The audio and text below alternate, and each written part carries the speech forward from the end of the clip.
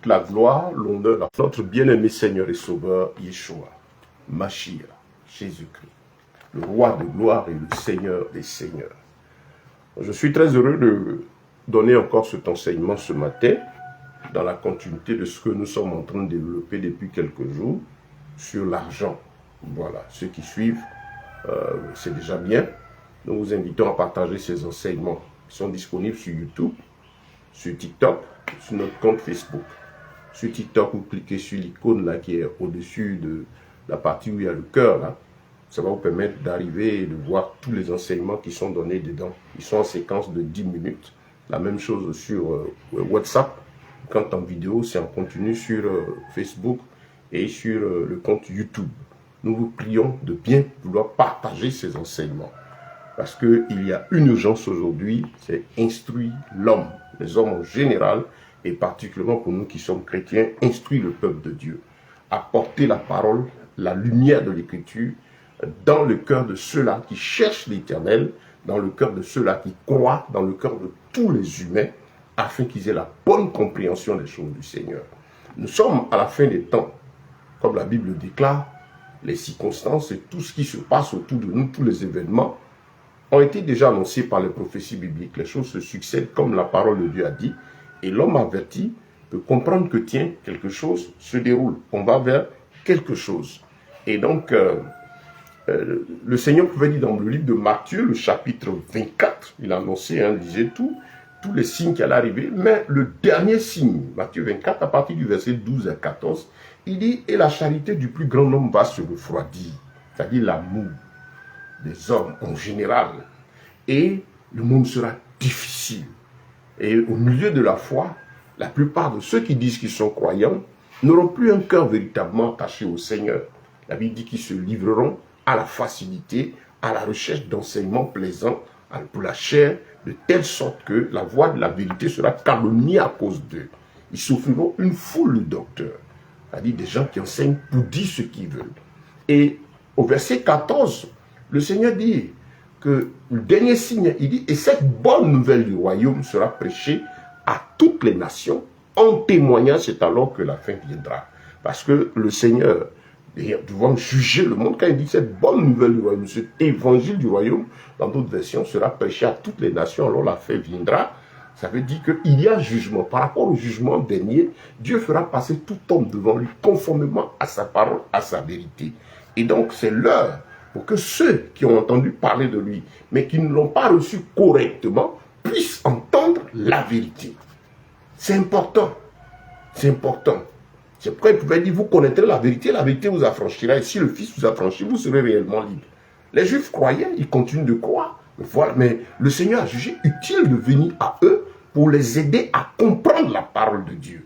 Venir à eux pour les aider à s'attacher à la vérité, à connaître les profondeurs de l'Éternel, les voies du Seigneur, afin de pouvoir marcher conformément à ce que Dieu veut.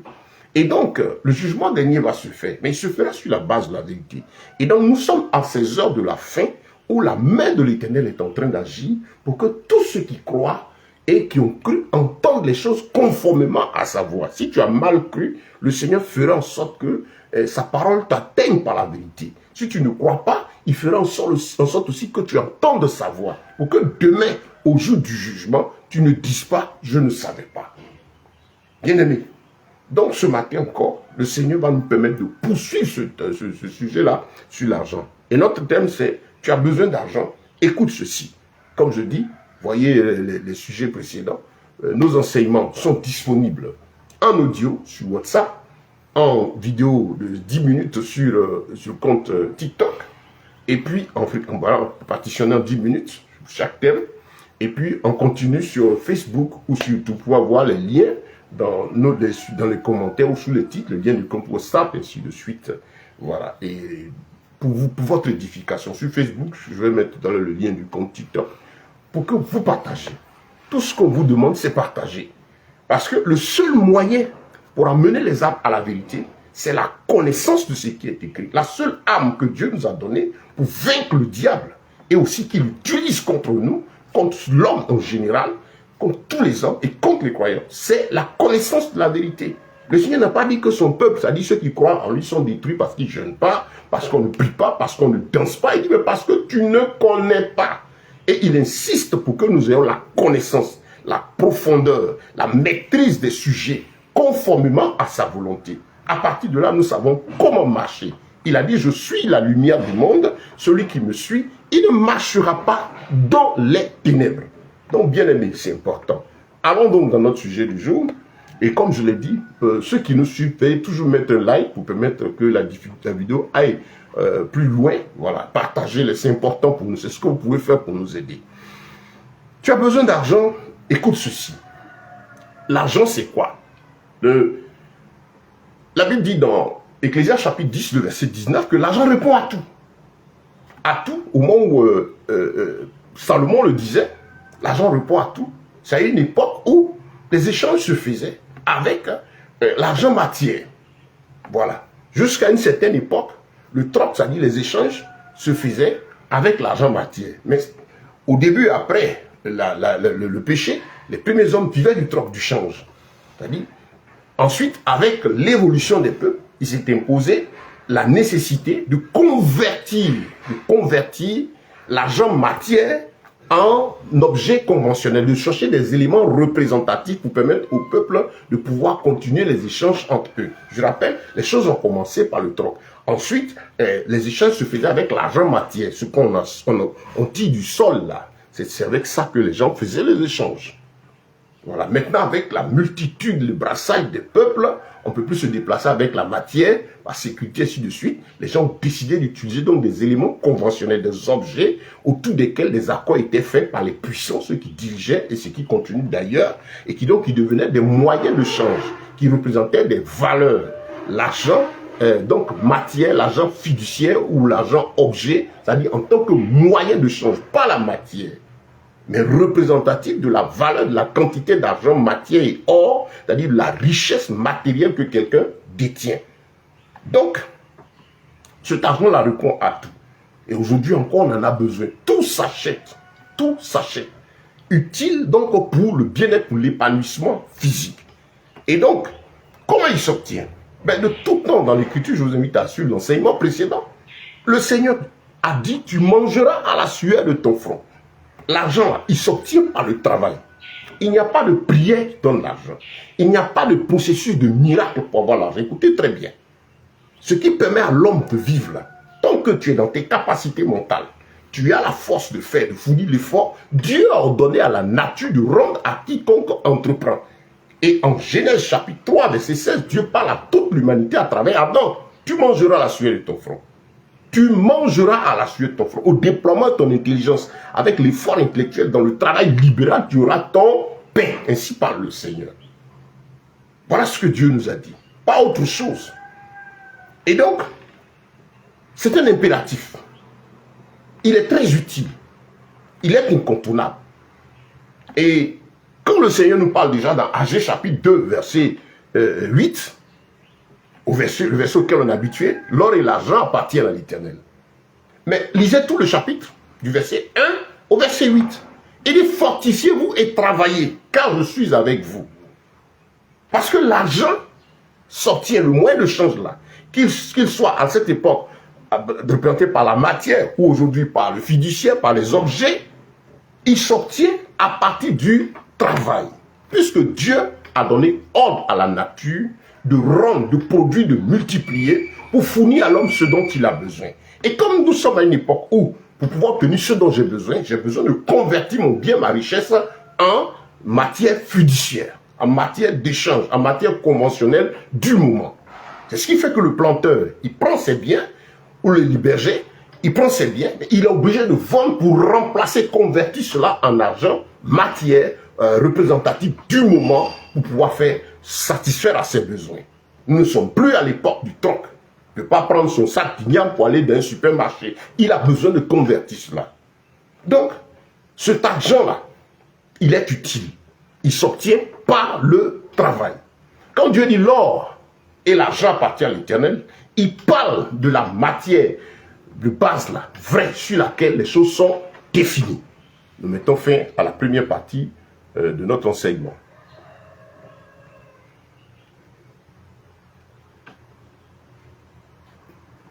Voilà, deuxième partie donc. Quand le Seigneur nous dit ceci, que l'or et l'argent lui appartiennent, et que il faut que l'homme travaille pour l'obtenir, et que l'argent est à lui, je rappelle, quand Dieu dit l'or et l'argent lui appartiennent, il parle de la matière. Par contre, il appelle mammon, parce qu'il y a deux choses dans la Bible. L'Éternel Dieu dit que l'argent est à lui. Et puis après aussi dit, il y a un autre Dieu qui est derrière aussi l'argent, qu'on appelle mammon. La Bible se contredit-elle? Non. La parole de Dieu reste et demeure la vérité. Quand le Seigneur dit l'or et l'argent m'appartiennent, donc il parle de la matière, c'est lui. C'est dans tous les sols. Regardez toutes les nations, les guerres partout, c'est dans le but de s'accaparer cette matière-là, que ce soit en pétrole, en or, tout ce qui est estimé valeur, richesse aujourd'hui, les gens se battent pour la posséder. Et donc, à partir de là, c'est estimé dans la quantité, est estimée, convertie dans la valeur conventionnelle du moment. Voilà, donc, c'est ça les richesses là, pour lesquelles les gens se battent là, sur lesquelles les gens définissent les billets, les pièces, les moyens, la quantité, impriment la planche, à partir desquelles les planches à billets impriment autres là, ça appartient à Dieu. Il y en a dans tous les sols. Il y en a dans la nature, par les plantes, dans le sol. Tout ça, c'est à lui. Maintenant, l'autre où il dit que ça ne lui appartient pas, là, qui appartient à maman, il parle, ce qu'il appelle dans Luc chapitre 16, les richesses injustes. Il parle là de quoi? Du système, de l'esprit qui anime ceux-là qui font la conversion de l'argent matière en argent représentatif. Ceux qui disent, ceux qui sont les puissants, qui valorisent, qui définissent ce que valent la matière naturelle qui appartient à Dieu en matière représentative fiduciaire. Ceux qui impriment la planche à billets, ceux qui décident de son impression, ceux qui dominent. Voilà, ceux qui tiennent l'économie mondiale. On parle des puissants. Vous les voyez actuellement en train de se battre partout. Ils sont foutés. Vous voyez ce qui se passe au Moyen-Orient.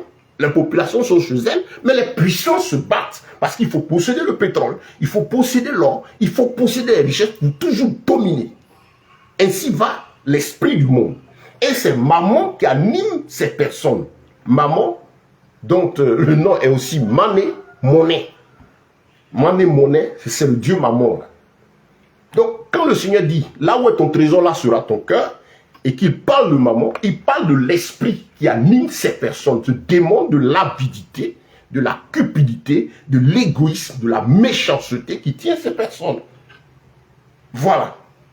Et donc, c'est ça, Mammon. Donc, il faut savoir faire la part des choses.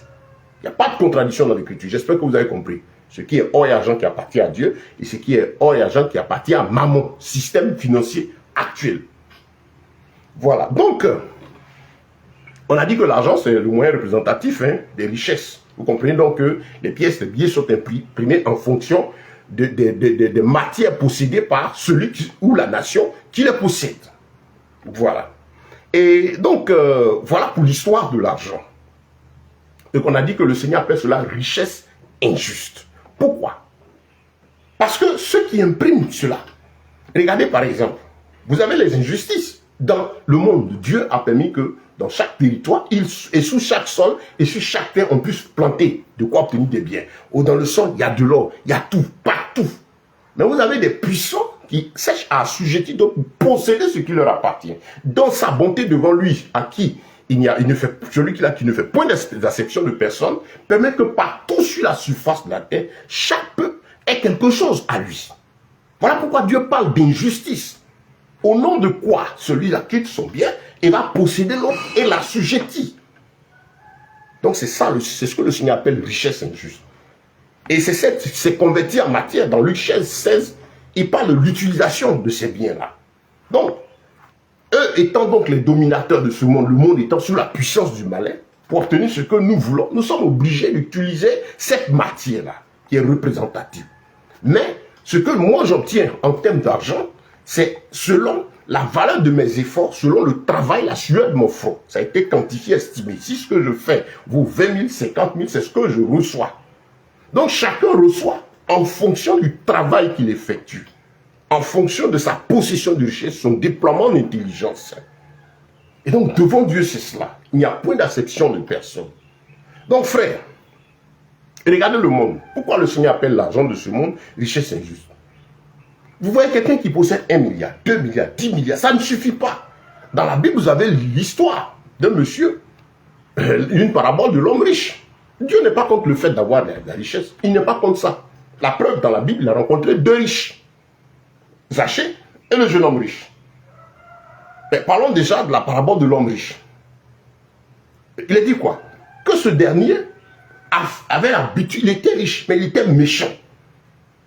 Et Dieu, dans sa bonté, veut le guérir. C'est pourquoi Dieu lui a permis d'avoir de l'abondance là. C'était pour qu'il puisse aider les autres.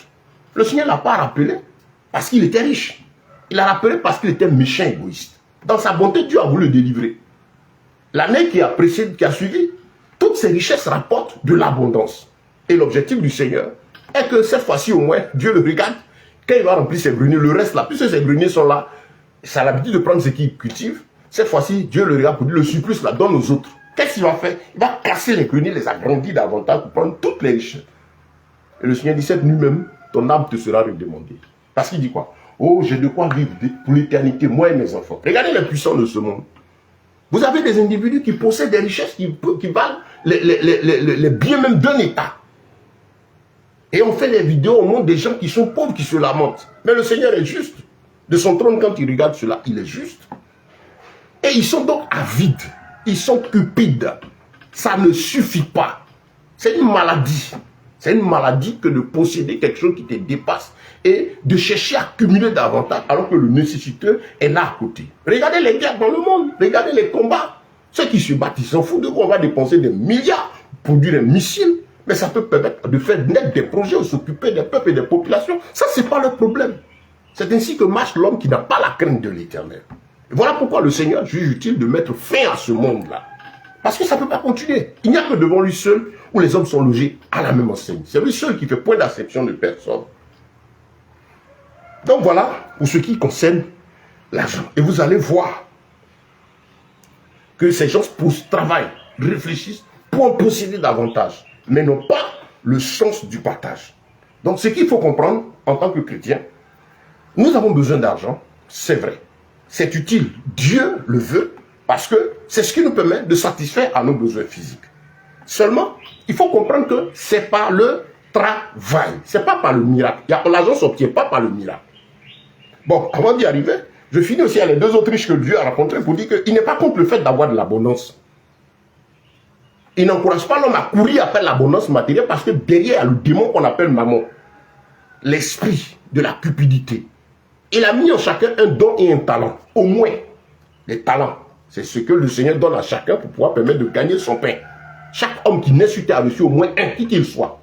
On n'a pas besoin d'être chrétien pour avoir ça. Dans sa bonté, en tant que Père et Créateur, il donne ça à chaque homme. Donc, voyez, les 2 riches là, le Seigneur les a croisés.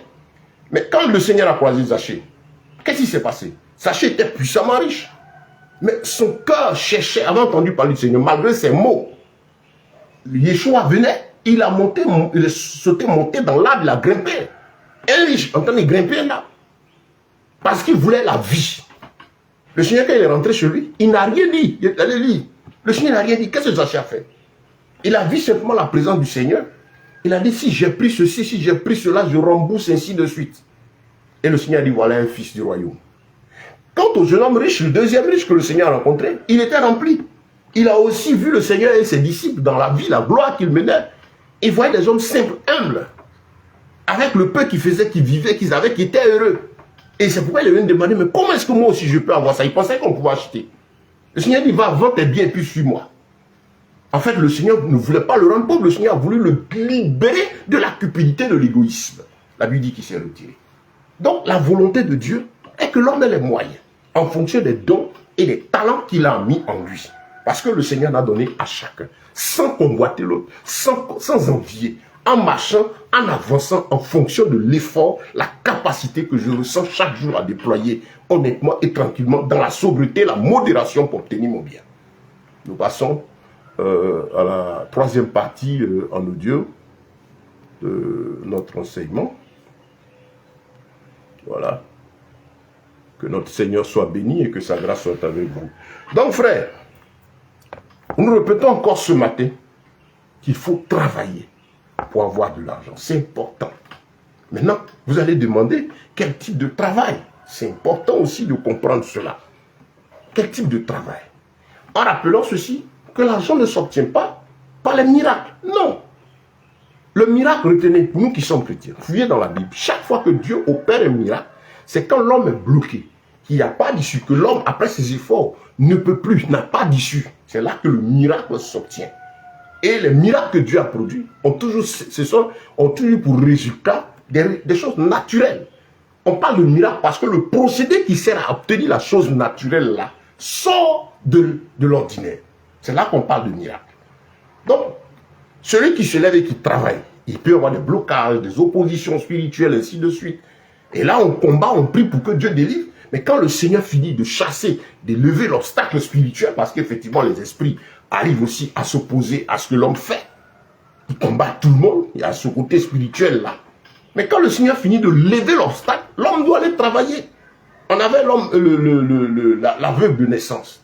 Il a passé 39 ans, il était aveugle. Mais quand le Seigneur a ouvert ses yeux, est-ce que quand ses yeux sont ouverts, il a eu des yeux en or? Non. Mais ses yeux sont ouverts, il a vu comme tout le monde, il était obligé aussi de bouger, d'agir. Et il n'y a pas de vie de miracle. Il y a des miracles pour continuer de vivre. Pour vivre. Et Dieu les opère quand il y a nécessité. Donc, si vous entendez qu'il y a prière, il y a onction, il y a déblocage, il y a des techniques pour être dans le miracle, c'est faux, c'est du mensonge. Parce que vous ne verrez jamais quelqu'un sur cette terre qui s'est enrichi par des miracles. Tous sont passés par le travail. Les puissants de ce monde travaillent.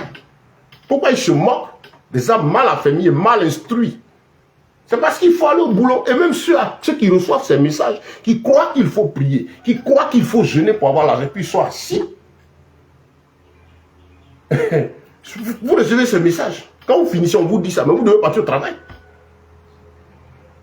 Il n'y a pas d'obtention de biens de façon instantanée. Il n'y a pas miracle money. Ça n'existe nulle part. Il n'y a pas de code de richesse. Il n'y a pas de code de technique. Il y a des enseignements, on parle d'extension divine. Il n'y a rien à étendre. La Bible dit que Dieu a donné une limite à toute chose. Quand il a mené Israël à Canaan, il lui a donné des limites. La Bible dit dans le psaume 11, verset 3, quand les fondements sont détruits, les justes, qu'est-ce qu'ils font?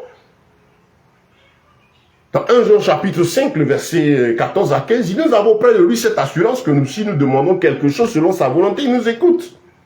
Et si la chose que nous demandons est selon son bon vouloir, il nous exauce. Dieu fait chaque chose bonne en son temps. Il donne à chacun d'obtenir ce qu'il lui faut. Dieu veut qu'on ait de l'argent. Tu en as besoin. C'est normal. Il a ordonné aux plantes de rendre à quiconque va travailler la terre. Il a ordonné à la nature, à l'intelligence humaine de réfléchir pour pouvoir produire. Et lorsque c'est appliqué, tu vas forcément en tirer le pain. Seulement, il y a les ronces et les épines. C'est ce qui fait que les gens ont peur, par exemple, d'aller entreprendre. Et le procédé, le système de travail que le Seigneur a donné à l'homme, c'est l'activité libre et libérale. Le travail, quand Dieu l'a créé, il fait libéral, libre, entrepreneurial. Le travail, le salaire, l'activité salariale d'employé est née après. Après le péché. Dieu n'a pas créé l'emploi. Il faut bien comprendre cela.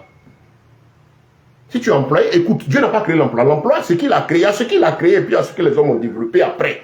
Avec la participation de l'ennemi, aussi à cause du péché, beaucoup de choses sont venues après. Donc, pour régler tout problème, pour nous qui sommes chrétiens, c'est toujours bon d'aller à l'origine. Et le système de travail, où la multiplication est possible, parce que Dieu même est d'accord pour multiplier dans la parole, il parle de multiplication, de production. Qu'est-ce qui se passe? C'est dans l'activité libre, dans tout ce qui est entrepreneurial. C'est là que la multiplication est possible. Tu fais un élevage, tu as deux, tu as le mâle et la femelle, la multiplication est possible. Tandis que dans le salaire, ce n'est pas possible. Dans la Bible, vous avez des salariés. Comme le plus grand des plus grands salariés qu'on a connu, c'est Jacob. Il a travaillé pendant 20 ans sur Laban. Mais Laban a compris qu'il avait une grâce. Il a employé, il a mis à l'aise. Comme souvent on prend des cadres supérieurs, on les met à l'aise. Mais c'est pas parce qu'on les aime, c'est pour qu'ils puissent continuer de faire produire le système. Jacob lui dit, travaillez, bossez ce que vous faites, ta famille, faites tout ce que vous voulez. Mais moi que j'en tire le bénéfice. Le bénéfice, c'est ce qui est le pain que Dieu a créé pour tu bois. Que tu mangeras sur de ton fond là. Tu mangeras ton pain là. Ton pain, je le rappelle encore ce matin, c'est le bénéfice que Dieu nous donne.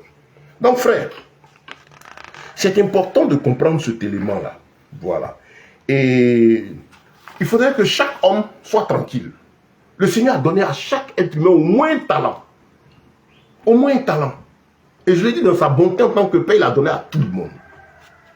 Donc quiconque entreprend selon les principes de la parole, il aura le fruit. Et ça vient de la volonté souveraine de l'Éternel. Quand on dit volonté souveraine, je veux parler de ce que Dieu a mis à la disposition de tout le monde, qu'on peut acquérir sans être obligé de croire en lui. Seulement ici, il parle de ce qui est obtenu et qui donne la paix du cœur. Proverbe 10, verset 22, c'est la bénédiction de l'Éternel qui enrichit. Donc ce que Dieu veut, c'est que tu sois riche tranquillement, tu t'enrichisses. Et la richesse, elle est relative. Le Seigneur ne dit pas de courir après la richesse dans 1 Timothée chapitre 6. Il ne vous tourmentez pas pour être riche. Parce que ceux qui veulent être riches vont se faire bien de tourment. Homme, travaille, développe, fait, agit en fonction de ce que tu sens la force de faire. Sans convoiter à gauche, sans convoiter à droite. Si tu as un talent que tu as reçu, travaille selon ton talent. Si tu as une capacité d'être agriculteur, ce n'est pas une humiliation. Fais ton travail.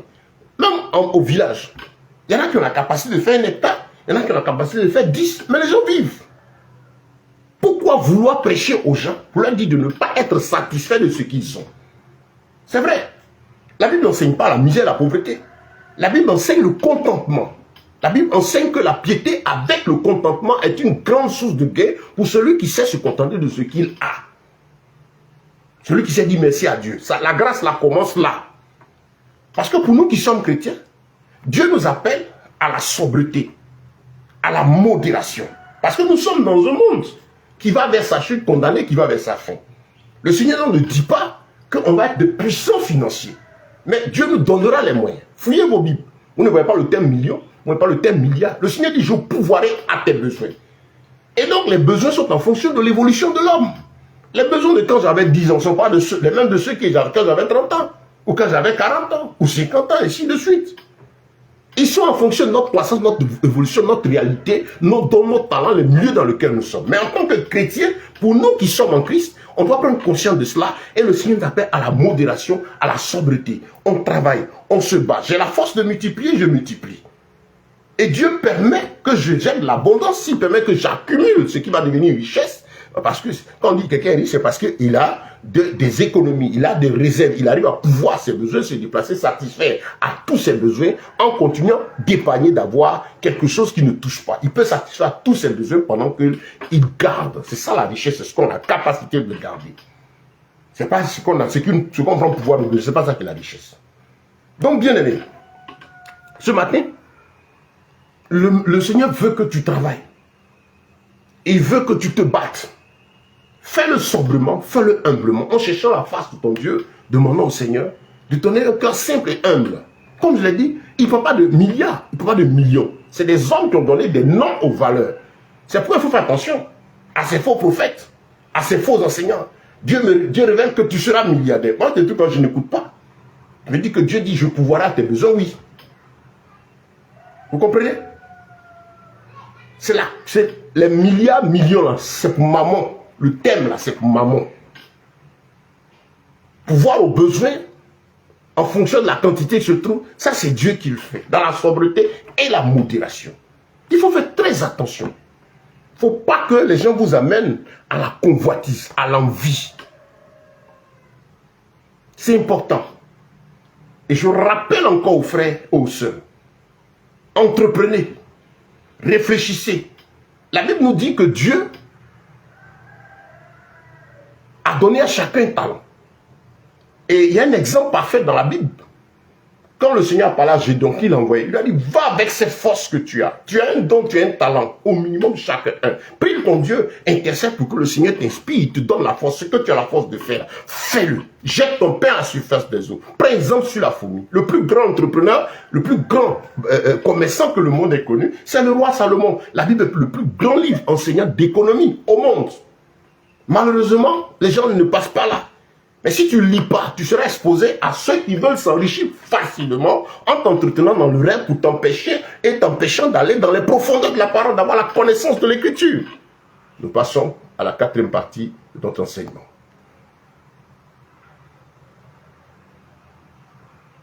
Donc, bien aimé, Ce matin, comprends une chose.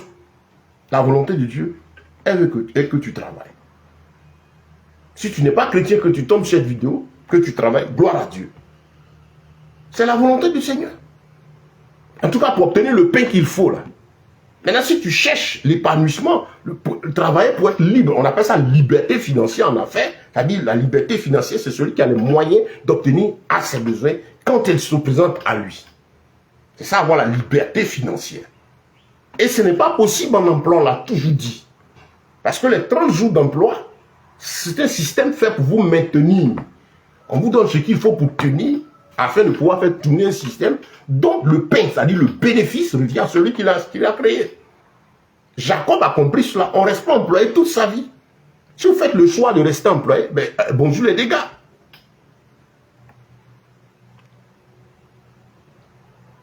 Vous faites le choix de rester employé, bonjour les dégâts. Donc frère, que le Seigneur soit béni. Que sa grâce et sa paix vous soient multipliées. Je prie le Seigneur. Je prie le Seigneur qui vous éclaire, qui vous soutienne. Ce que Dieu veut, c'est que tu travailles. C'est que tu entreprennes. Comprends que l'argent dont on a tous besoin d'argent. Tout le monde aspire à une chose, c'est la liberté financière en fait. Avoir la capacité de satisfaire à mon besoin ou à celui qui se présente devant moi. Et il ne s'obtient que par l'entrepreneuriat, l'activité libre. Si tu es en emploi, gloire à Dieu. C'est aussi un chemin. Jacob est passé par l'emploi. Puisqu'aujourd'hui, notre monde, c'est ce qu'il offre. On fait des formations, on va à l'école, on fait ceci pour l'emploi. Ok. Mais comprends que si tu restes dedans là, tu ne t'épanouiras jamais. Jacob a compris, après 20 ans, il comprenait, et il a dit, il faut que je sorte. Il a préparé sa sortie avec quoi? Avec son petit pâturage à lui, qui a eu à se multiplier. Et il faut, frère, que tu réfléchisses avec ta femme, avec tes enfants, que tu commences à mettre, si tu es employé, à mettre quelque chose sur pied qui va commencer à produire. Où la multiplication est possible. Pour nos chrétiens, nous savons que Dieu bénit. Déjà, la bénédiction souveraine, avoir de l'argent. Maintenant, il y a la grâce qui vient. Le Seigneur, content de nous, nous récompense. C'est vrai, on a des témoignages, effectivement, que quand Dieu me donne des biens, parce que nous marchons, nous vivons désormais pour lui. Donc, si je travaille, c'est bien, c'est une bonne chose devant l'Éternel. Maintenant, le Seigneur, pour nous qui sommes chrétiens, nous envoie en mission. La Bible dit, nous sommes étrangers et voyageurs sur cette terre.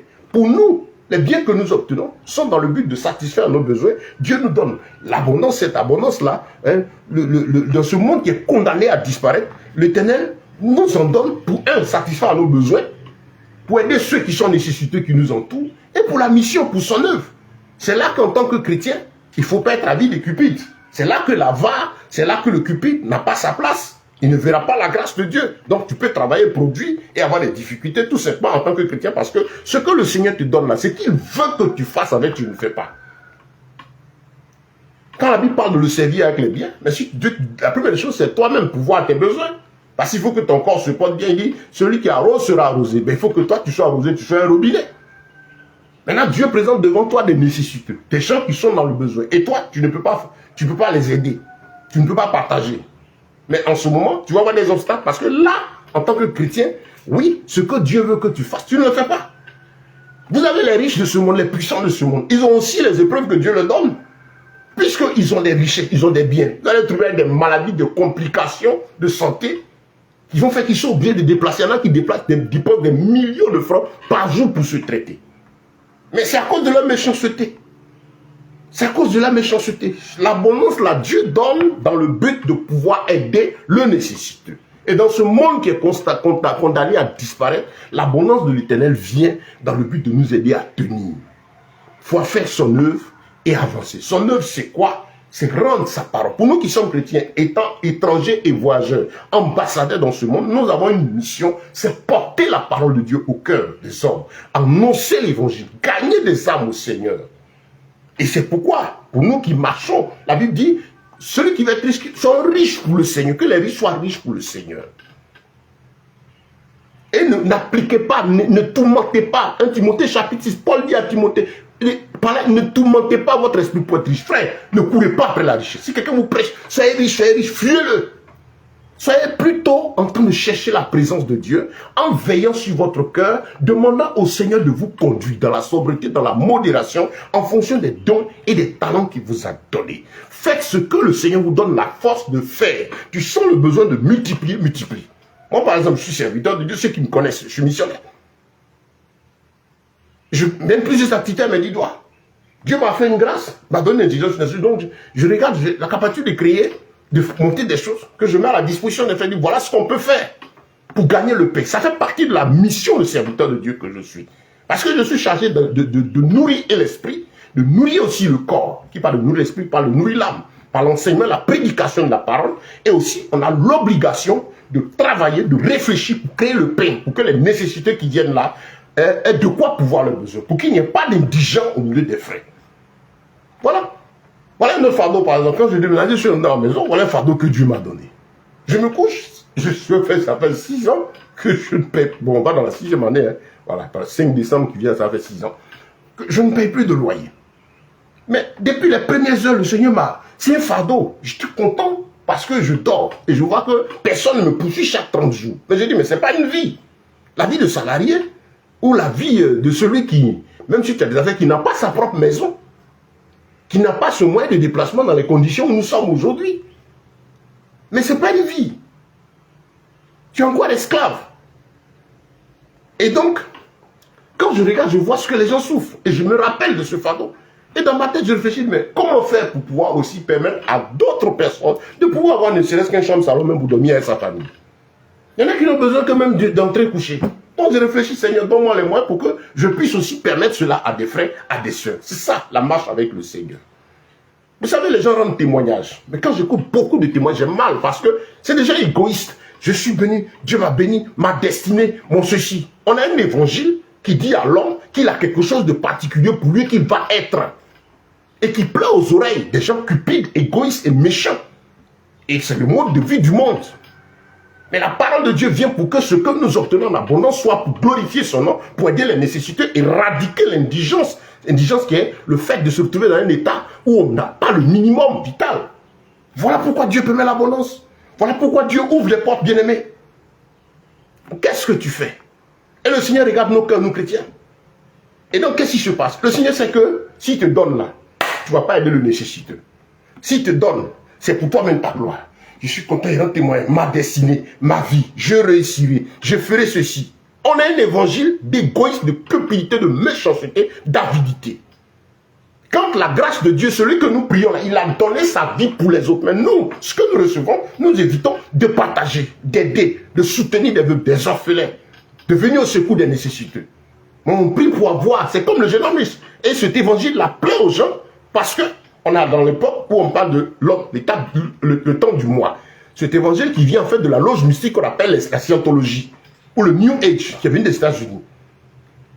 Le positif, la gloire, la possession personnelle. Ce n'est pas la parole de Dieu. Le Seigneur regarde s'il te donne son abondance là, tu vas faire quoi avec? Il y a des gens qui sont déjà riches dehors là.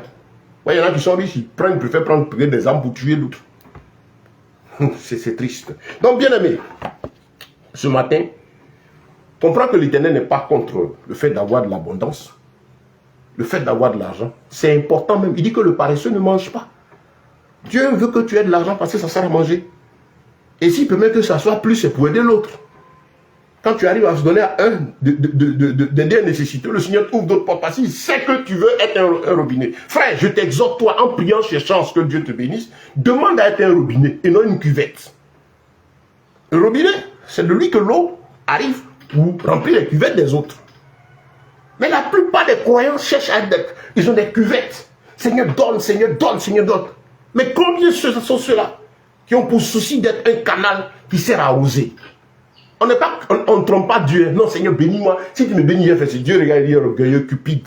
C'est là que beaucoup se fatiguent. C'est là que vous allez tomber sur les messages d'avidité. Vous allez servir enrichir ceux qui ont trouvé leur raccourci là, qui ne vous diront pas la vérité parce qu'eux aussi, ils sont cupides, ils veulent s'enrichir. Right now, maintenant. La foi tout de suite, de maintenant là. Vous allez tomber sur ces gens parce que vous êtes cupides. Les gens parlent de faux pasteurs. C'est vrai, de faux enseignants. Bon, on dit parce que ça fait mal. Bon, moi, on a averti. On sait qu'il y en a Aujourd'hui, tu as plus de 50% de ceux qui disent qu'ils sont pasteurs, qui ne le sont pas. Ils y sont parce qu'ils ont trouvé que c'est un business lucratif. Et malheureusement, dans les 50 autres pourcents, il y a ceux qui ont été appelés à près de 40% de 45% de ce lot-là, qui malheureusement, à cause des soucis du siècle présent, regardent ceux qui viennent voler et piller avec la parole de Dieu et qui sont en train d'aller faire comme eux. C'est triste. C'est là que nous prions pour ces frères, pour qu'ils reviennent à la vérité. Vous comprenez? Et il y a le très peu là qui reste attaché au Seigneur.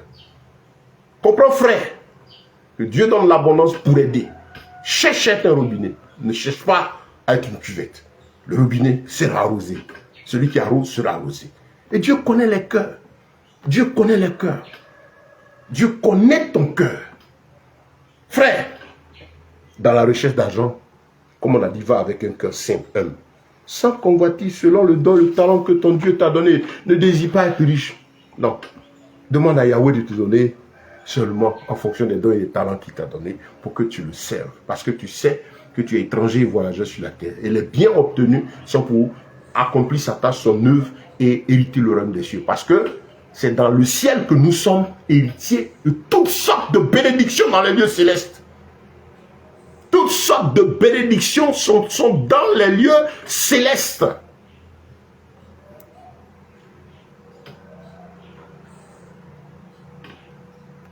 Cinquième et dernière partie de notre enseignement, que je vais terminer. Toutes sortes de bénédictions sont dans les lieux célestes. Qu'est-ce que tu recherches? Frère, nous parlons ici de ce qui donne la paix. L'argent qui donne la paix. L'argent qui permet le bonheur des autres. On est dans un monde où c'est difficile. Regardez, avec les conflits, la vie devient chère. Dieu cherche des personnes qui peuvent avoir un peu plus. Je paye mon sac de riz, je peux aussi aller offrir à nécessité. Parce qu'il y a des veuves et des orphelins qui n'ont pas la capacité de se nourrir. Allez voir dans les rues, des gens ne trouvent pas à manger. Il y a des gens, vous les trouvez à Maigret, vous savez, qui n'ont pas de quoi manger. Il y a des familles qui sont en difficulté. Si c'est cela le fardeau de ton cœur, le Seigneur te bénira. Dieu cherche de telles personnes. C'est aussi un puissant moyen d'évangélisation. Pourquoi nous, chrétiens, malheureusement, frères, pour beaucoup, nous sommes dans la dizaine. Parce que le Seigneur sait que si te donne, tu ne vas pas partager. Quelques frères, des frères, effectivement, auxquels Dieu donne les moyens, parce qu'ils ont le sens du partage. Que le Seigneur libère ton cœur, libère ton esprit, frère. Comprends que le surplus, la grâce que le Seigneur apporte là, Dieu cherche des personnes avec lesquelles il va travailler. Il veut te donner cette grâce-là pour le bien-être des nécessités, pour le témoignage de son nom. Quand lui, il est venu sur la terre, il a donné sa vie pour les autres. Son sac, sa caisse qui était avec lui, il n'y avait que 200 deniers dedans. Mais il est le Dieu des miracles. Pourquoi il n'a pas permis qu'il y ait un sac rempli de puissance d'or qui traînait avec un char derrière lui? Pourquoi Yeshua ne l'a pas fait et qu'il n'avait qu'un sac, avait une bourse avec que 200 deniers seulement? Ah, sobriété, modération. Et lui-même, il a ce petit-là pour marcher ses disciples pour les besoins spontanés et quand il a nécessité, le Père, les miracles, et puis on avance. C'est l'esprit de vie avec Christ. Des escrocs, des gens qui ont choisi de s'enrichir par la parole de Dieu. Oh non! Yeshua était riche. J'ai vu un film de Jésus avec un Jésus classe, un Jésus choco. La désolation. Vous comprenez? Dieu cherche des hommes et des femmes qui se lèvent. Le monde ira de méchanceté en méchanceté. Les nations se battent. Regardez pendant que les fusées, les missiles fusent en haut. Vous avez des pauvres, des veuves, que ce soit dans différents pays qui pleurent. Des gens qui n'auront pas mangé, des enfants qui sont coincés, des gens qui ne peuvent sortir. Ce n'est pas la volonté de Dieu, ces choses-là. Veux-tu être un instrument entre les mains du Seigneur, frère? Veux-tu contribuer à l'avancement du règne de Dieu? Au salut des âmes? Apporter ce message du Seigneur afin d'attirer le cœur des âmes vers Christ? Aujourd'hui, nous avons besoin de diffuser davantage la parole de Dieu. On a besoin de faire entendre la parole de Dieu. Le Seigneur pouvait dire dans le même Agé 2:8, Israël avait besoin de moi. Il dit, mais est-ce parmi vous le temps d'être dans votre demeure pendant que moi, ma maison, ma gloire là, est foulée aux pieds? Qu'est-ce que tu fais? Bien-aimé, réveille-toi. Si tu as Christ, cette voix rencontrera ton cœur. Parce que le Seigneur a besoin effectivement de personnes. L'évangile doit aller loin. Il y a des gens qui doivent se convertir. On doit les chercher avec la parole de Dieu. Et quand ils viennent, leur donner le pain. La Bible dit qu'il n'y a pas d'indigent au sein de l'église. Quand on dit donner le pain nécessiteux, c'est comme un blessé, quand vous le trouvez. Tout ce qu'on fait tout de suite, c'est de soigner sa plaie. Il ne peut pas marcher. Donc, au fur et à mesure qu'il guérit, qu'il est dans ses capacités, maintenant, on lui dit, bon, tu peux t'élever, passe à l'action. Le blessé, même quand il est bloqué, là, tout le monde court après lui. Mais quand il est guéri, chacun ses choses parce qu'on estime qu'il peut continuer le mouvement. Dieu cherche des hommes et des femmes qui se lèvent pour les autres. Des cœurs qui se battent pour le bien-être des autres. Es-tu de ceux-là, frère? L'argent sain, l'argent propre. Cette puissance financière pour aider d'autres. Qu'est-ce que ça te fait? Ne sois pas hypocrite. Si ton cœur n'est pas guéri de cela, demande au Seigneur de te délivrer de la cupidité, de l'égoïsme. Tu es serviteur de Dieu, tu cherches le bien, là, c'est pourquoi. Dans ce monde-là, vous cherchez à posséder quoi? Ce monde qui est en train de passer, Dieu pouvoir, Dieu permet, il multiplie pour qu'on aide d'autres. Si tu n'aides pas, tu ne verras pas cette multiplication. Et comme celui qui ne veut pas aussi passer par les voies du Seigneur, c'est normal qu'il veuille croire parce que en l'homme, quand on parle de la prospérité, c'est normal. La croissance, c'est un fait que Dieu a donné. C'est pourquoi on ne peut pas prêcher la prospérité. On ne peut pas amener quelqu'un à se soucier de croître, se développer, puisque la croissance, le développement est mis dans nos cellules. Là, je suis là, j'ai un certain âge, je n'avais pas ce qu'il y a 50 ans en arrière, il y a tant d'années en arrière, j'avais tel âge. Mais j'ai pris un développement. Vous comprenez? Voilà pourquoi on ne peut pas prêcher sur la prospérité. Voilà pourquoi il faut plutôt enseigner les règles de la parole de Dieu. Puisque Dieu a ordonné à la nature. Là, vous mettez une graine dans le sol, elle se multiplie. Le message lui a été donné de multiplier. Vous entreprenez, vous commencez à vous battre par le principe de l'entrepreneuriat, à la lutte. Les ronces et les épines, les épreuves vont pousser, ça fait partie du programme. Et maintenant, le développement va finir si vous persévérez. Toutes ces choses, Dieu l'a donné. Le Seigneur a donné cela. Bien-aimé, que Dieu te bénisse ce matin. Que sa paix, ses grâces infiniment assurées, soient avec vous. C'est dans tout l'amour du Seigneur que nous adressons à vous, en espérant que cet enseignement vous aide. Voilà. Si vous avez besoin de soutien, de plus de compréhension, vous pouvez nous écrire. On est disposé à cela. Nous avons aussi besoin de vous pour nous aider à diffuser davantage les paroles. C'est comme vous entendez, partager, inviter les gens. Rejoignez nos différents groupes d'études bibliques en ligne sur WhatsApp, partager. Ce dont les âmes ont besoin aujourd'hui, c'est la parole. La parole qui est un dessin, la franchit. Elle libère, délivre et guérit. Les gens souffrent. Les gens souffrent parce qu'ils n'ont pas la connaissance de la vérité. Parce que c'est la vérité là qui libère. Voilà. Donc que la grâce et la paix de notre Elohim vous soient multipliées. Je salue tous ces bien-aimés qui sont en ligne et qui nous suivent. Shalom à vous, chers frères et sœurs. Que la paix du Tout-Puissant soit avec vous et dans vos missions, dans vos vies. Recherchez humblement le Seigneur. Nous sommes à la fin. Le Seigneur n'est pas loin. L'enlèvement est proche. C'est les dernières heures. L'évangile a besoin d'aller loin. Dieu cherche des cœurs, des hommes, des femmes qui se lèvent pour sa cause. Des gens désintéressés. Le Seigneur compose avec le désintéressé, le sobre et le modéré. Le Seigneur sait que s'il te donne, tu vas aller au secours des autres. Celui qui n'a pas l'Esprit de Dieu, qui ne fait pas attention à son cœur, il est foutu. Fais attention à ton cœur. Il ne faut pas que maman t'emporte. Si maman a pris place, demande le secours du Seigneur. Parce que Proverbe chapitre 4, le verset 23 nous dit, garde ton cœur plus que tout ce que l'on garde, parce que c'est de lui que viennent les sources de la vie. Il y a une version plus ancienne. Vous voyez? Le Seigneur dit, là où est ton trésor, là sera ton cœur. Quel est ton trésor? Si ton trésor est le royaume des cieux, tes regards sont fixés vers la croix, vers Yeshua. Et au fur et à mesure que tu avances, sa nature se crée en toi. La nature de l'amour, le partage. Si tu as deux tuniques, donne un à l'autre. Est-ce que tu es prêt, frère? Est-ce que tu es prête, sœur? Nous avons beaucoup d'âmes à sauver. Il y a des endroits où la parole de Dieu n'arrive pas. Il y a des endroits où les gens ont besoin des oracles. Participer à cette œuvre-là. Oui. On parle de semer, de semer dans le... C'est ça, la vraie semence. Le salut, la vie des âmes. Gagnez au Seigneur. Travaillez à cela et vous verrez ce que le Seigneur fera dans vos vies. Maintenant, si, comme je disais, si ce n'est pas ce motif-là, mais tout vous cherchez, toujours, parce que c'est normal d'aspirer au développement. Mais si ce n'est pas par l'Esprit de Dieu, si ce n'est pas dans la sobriété, si ce n'est pas dans la modération, dans le contentement, dans la simplicité, dans le contentement à partir de ce qu'on a que tu évolues, si c'est dans un esprit de convoitise, de duplicité, ainsi de suite, malheureusement, c'est là que des alliances vont être amenées à être faites avec des démons pour ceux qui ne sont pas en Christ, et même ceux qui croient aujourd'hui à faire des alliances avec des esprits. Vous avez beaucoup qui se réclament serviteurs, qui sont des agents du diable, qui sont en train d'initier les jeunes dans des loges occultes. J'écoutais une vidéo hier où un frère disait, mais tiens, des gens, des personnalités ont dit, mais tiens, nous on ne veut pas dans vos églises parce que vos gars là qui prêchent, ils sont avec une loge mystique ici. Ça fait mal qu'on entend ça, mais ce n'est pas des vrais joueurs. La Bible dit, ils n'étaient pas des nôtres. Beaucoup même ont commencé avec Christ, ont viré dans le monde.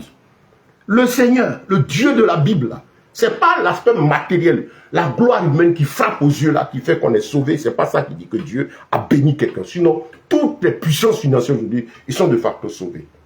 Mais c'est dans l'action, la capacité de voir Christ en nous, dans ce qu'on soit un message vivant, que de par ce que nous sommes dans la simplicité, l'humilité, la nature de Christ se trouve en nous. Là où se trouve l'Esprit de Dieu, se trouve l'effacement, se trouve l'humilité, se trouve la simplicité, se trouve le partage, l'amour de soi, le don de soi pour les autres. Et on fuit tout ce qui sert à glorifier l'homme. Autrement, il s'agit de maman, du démon de la cupidité. Bien aimé, que Dieu vous bénisse, que sa paix et ses grâces vous soient multipliées. Merci de nous avoir écoutés. Veuillez partager ce message. Je suis le frère Ben. Voilà, que Dieu vous bénisse. Shalom. Vous pouvez nous écrire si vous avez besoin de nous contacter. Nos contacts sont disponibles sous les vidéos, dans les partages qu'on vous donne. Voilà. Shalom, shalom. Que la paix du Tout-Puissant vous soit multipliée à tous égards. Soyez bénis.